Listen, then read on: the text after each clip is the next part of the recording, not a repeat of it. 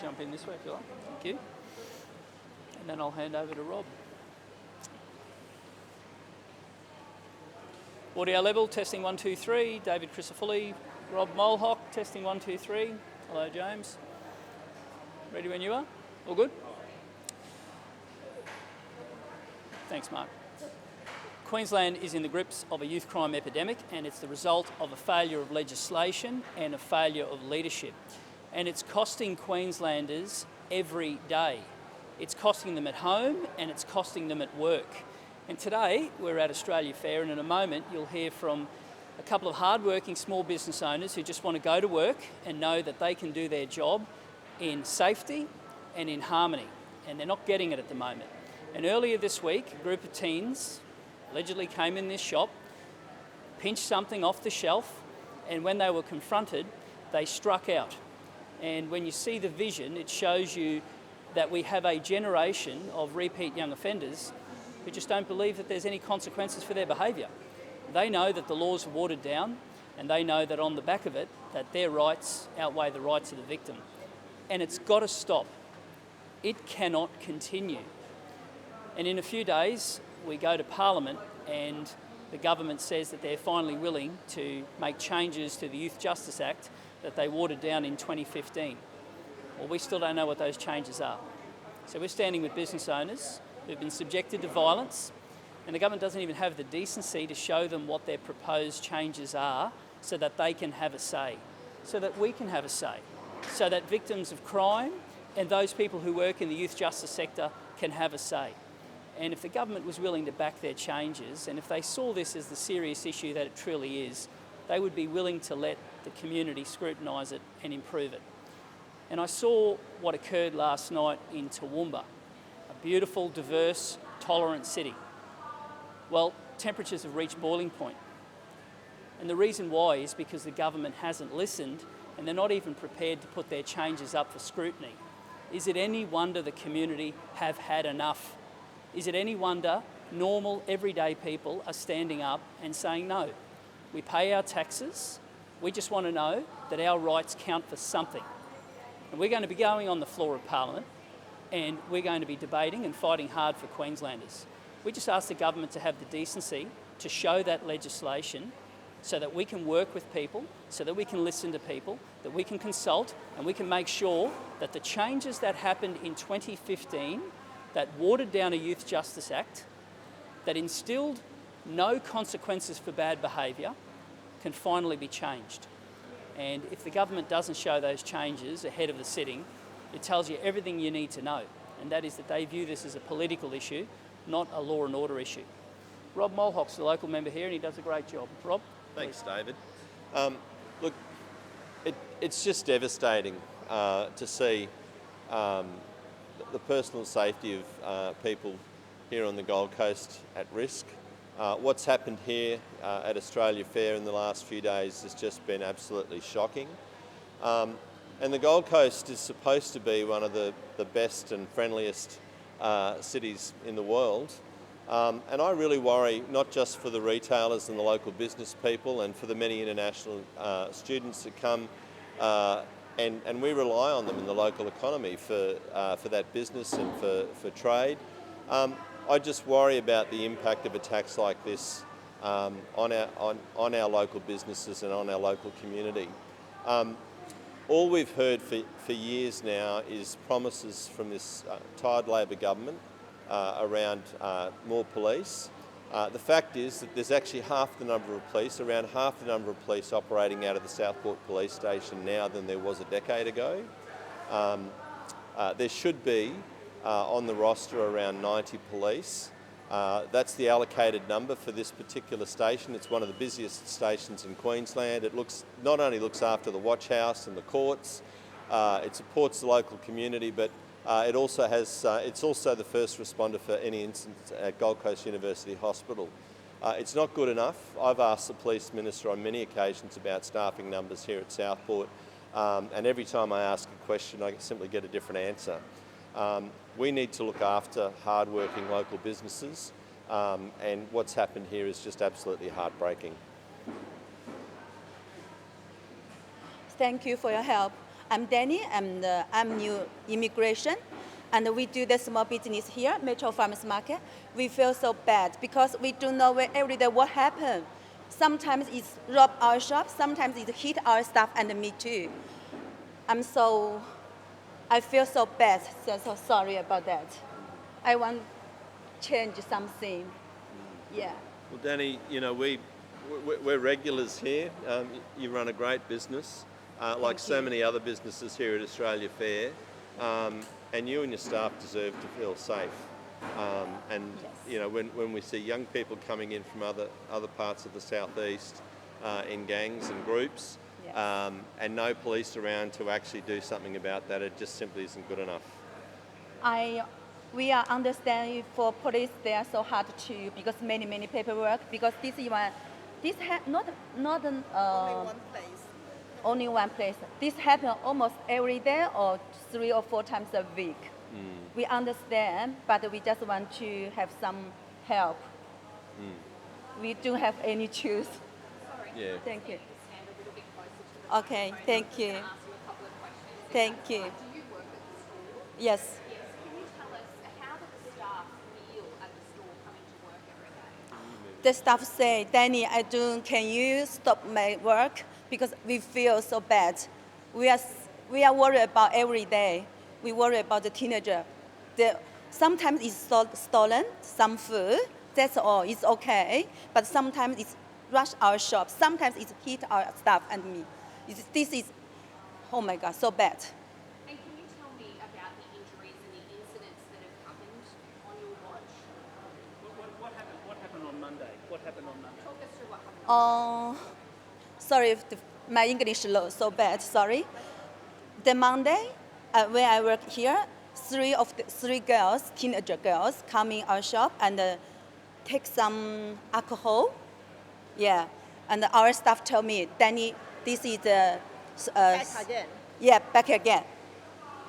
Then 我们追上去怎么说? Sorry, can we? We try to stop them. We said just give back the alcohol to us. Yes. And then they just first time they hiding the alcohol in somewhere because we checked the bag, we didn't find it. So see, I already let you check the bag, so they just gone. But we definitely know because we lost 4 bottles of alcohol.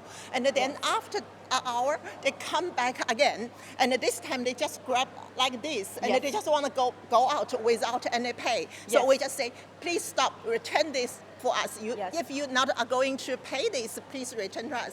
And then they just hit our partner. Yeah. And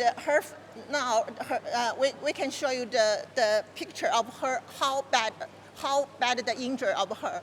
Her face, her eyes couldn't open, and in that night her blood pressure was 191. Yeah. And stay in the hospital for whole night. So that's what happened. We just want a simple request. We just want to do our business safely. We pay the tax. We contribute to this society, this communicate. And we just want to do the business thing safely. We no other request. That's the only request. So please do something. Yes. I saw the teenager coming. I just want to do, and I just dropped everything and I just follow them. If they can pay and they can leave, I just feel release. Yes. So that's so bad. that's the way to do business like this. This is obviously very stressful. Can you talk us through how you feel? I feel so upset. Sometimes I say, why I do the business in here? Nobody protect us. Yes. And how often is this happening? Every week. Sometimes when I catch someone, I said, are you going to pay this? And they just threw the drinks and some to me, and they carry something. I just, do you want to hurt me? So I just want to, give me back. If you don't want to pay, just give me back. The very important is we don't know the teenager they can do anything because we just say, easier. we just don't want a body contact. I say, please return to us. But they can do everything. If they want to hit us, they can hit us anytime. Yes. And is this the first time they've been physical, or have Yeah, actually, this is the most worst time they physical injure us. But in the most time they just shout it's fucking something, and they just threw the bag. So Yes. I said, okay, if you leave, that's okay. Do you have any idea how old they are or how many are coming into the store at a time?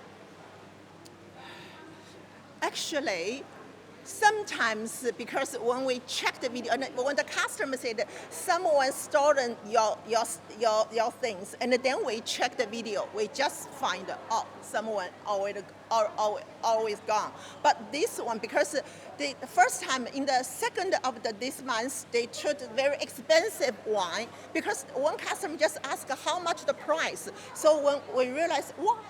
Where's the bottle gone? So we checked the video, we found this girl. And then he come back after 2 weeks, but we follow her, so he didn't successful.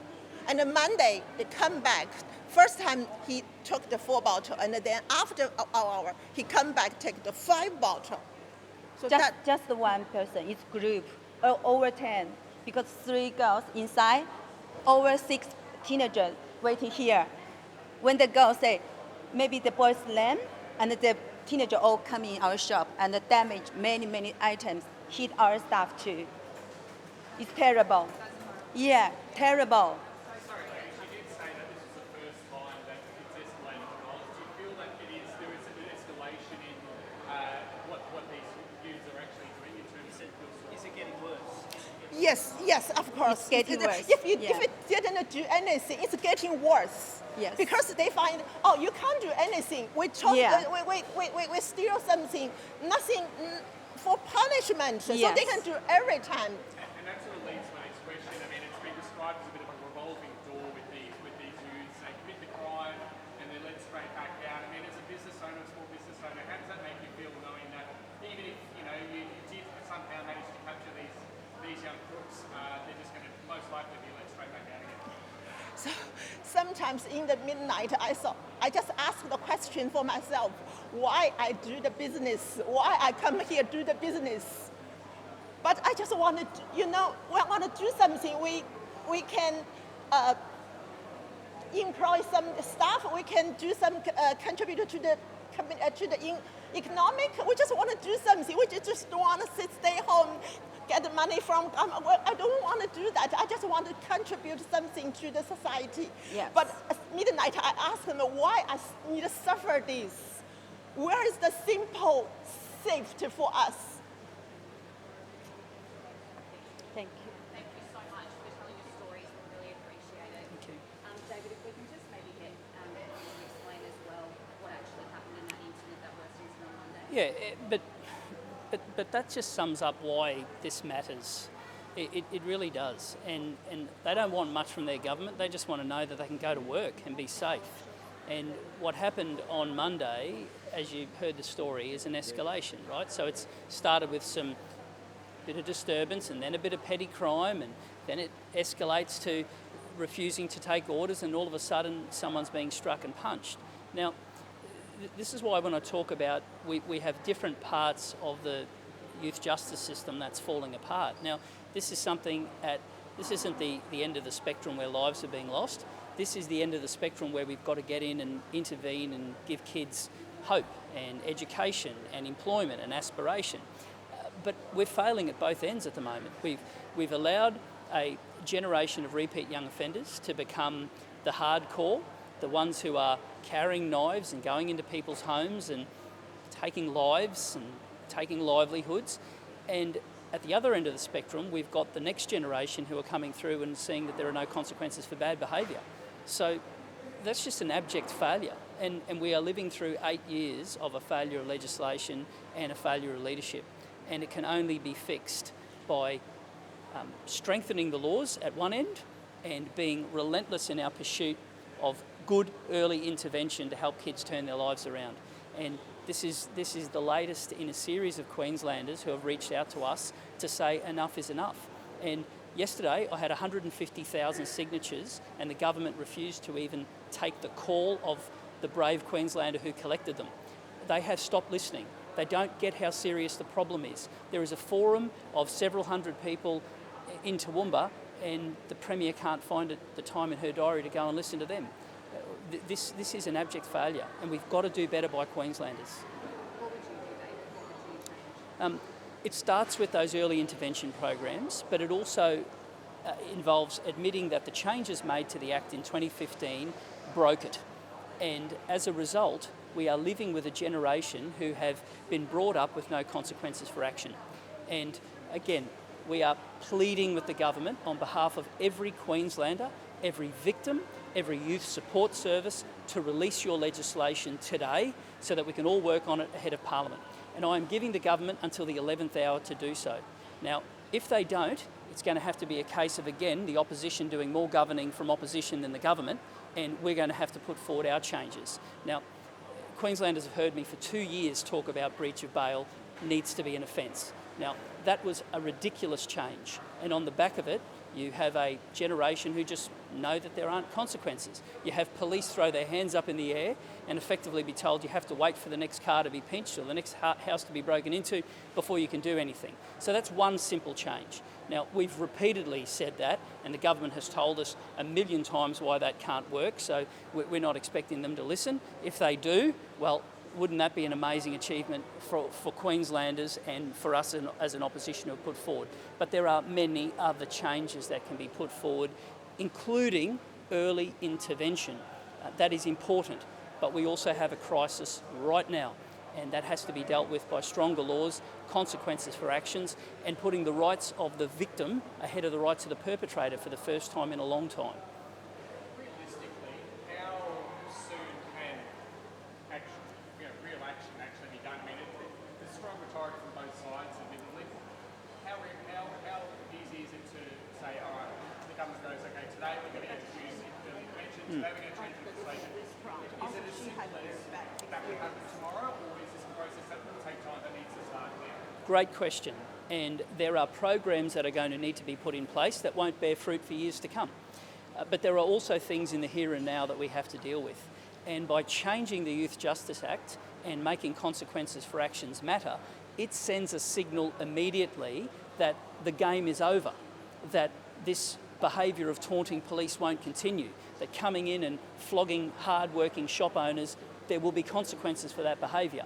Now, that can have an immediate effect. Now, I don't deny that this is a generational problem from 8 years of it, and it will take time. But there are things that we can do immediately to improve things. And we wanted Parliament recalled a month ago. In the last 6 weeks, 4 Queenslanders have lost their lives. And I just wonder what might have happened if we could have been in a position to send that strong signal earlier. Now, having not listened to that, the government is now saying that next week, these laws are going to be introduced and passed. If that's the case, release the legislation today. Put it up for scrutiny and allow everyday Queenslanders to have a say. That's not too much to ask. And if the government doesn't do that before next week, it shows you that they just see this as a way of managing the media and managing the politics rather than fixing law and order and caring for people. The compassion has run out, and that's not a good position for anyone to be in.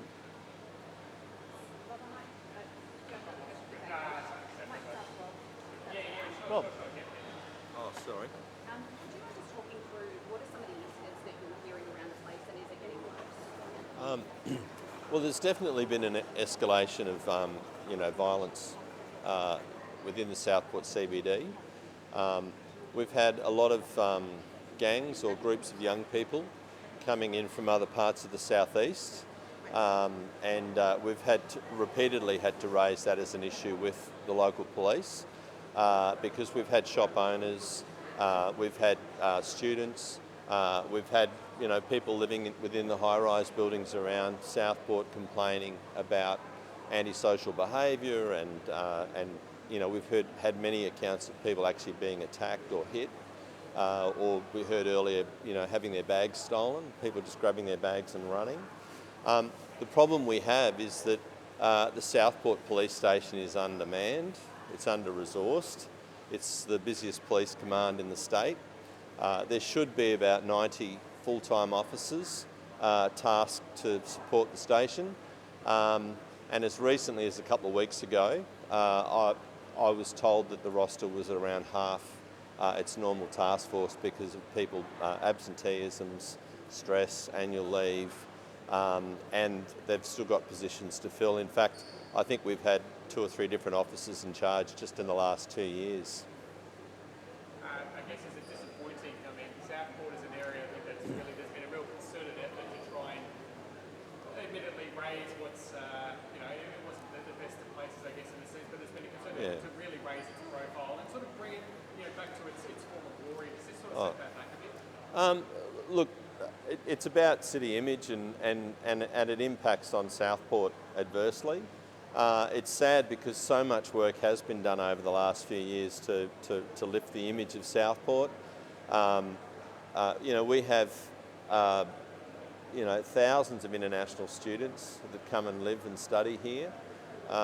We have so many visitors, and Chinatown, when it was originally conceived, was about putting out a welcome mat of sorts to the world. And my electorate, it's something like 40% of the people that live here are all overseas born. So every one of those, every Gold Coaster, every person that lives in Southport deserves to feel safe. And it's just not good enough that youth crime and these young gangs are being allowed to get off scot-free. And we need these tougher laws, and as David said earlier, we need to see what they are. There needs to be some consultation on them.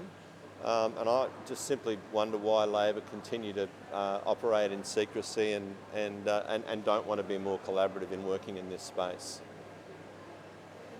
Can I just make one quick point? Rob's raised a really good point about police numbers. The government keeps saying about allocated police. There's not a single Queenslander who's ever been kept safe by an allocation. They're kept safe by blue uniforms and hardworking men and women. And it's not acceptable to say this is the allocated number and we've increased the allocated number. It is the number of officers full-time on the beat that matters. And in Queensland, the government's own figures show that there are 12 fewer police today, full-time equivalents on the front line than there were 2 years ago. And that's the latest data. Now we're waiting to see what the September data is from the September quarter, from the September half, but the most recent one is 12 fewer. Now, we sincerely hope that that's turned around, but full-time equivalent frontline officers is what keeps communities safe. And at a time when Queensland's population has increased, laws have been watered down, there are less police on the beat. Is there any wonder we're in the middle of a youth crime epidemic? I've just got one off topic talking about population. The government's been announcing in Southport here this morning, opening another social housing complex. We've put forward our solutions for the housing crisis, and it involves more infrastructure to open up land so that young people can get into the market, so people can rent, partnerships with community housing, but above all, the government setting targets and being held accountable for social housing delivery. Now, the demand for social housing in the last 8 years has increased by over 70%. The number of homes the government's delivered has barely moved. In fact, a rise of only 2% across that time. Now, we're serious about this, and if you are serious about stopping the feeding frenzy that's happening at the bottom end of the market, the government has to not just talk about money, set targets on the number of homes that will be delivered and by when, and that way the community can have visibility, and that is what I'm committing to. Real targets that have to be delivered on time, every time. That's what counts, not a record fund that gets delayed into the never never. It has to be about action, it has to be about homes on the ground, it has to be helping society's most vulnerable and allowing young kids to buy into the market. That's a housing vision for Queensland. Thanks, guys. Thank you very much.